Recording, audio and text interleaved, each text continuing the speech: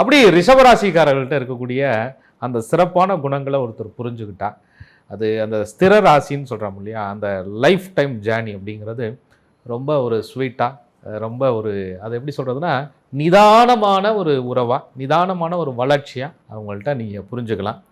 ரிஷபத்தை புரிஞ்சுக்கிறது ஒவ்வொரு கோணங்களில் வெவ்வேறான சுபாவங்களை அவங்கள்ட்ட நீங்கள் பார்க்க முடியும்.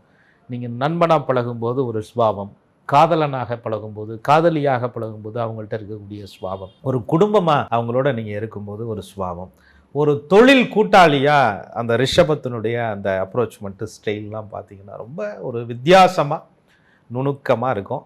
இவங்கள்ட்ட ஒரே ஒரு விஷயந்தான், எக்காரணத்தை கொண்டு அவங்களுடைய நிலையிலிருந்து அவங்கள நீங்கள் மாற்ற முடியாது.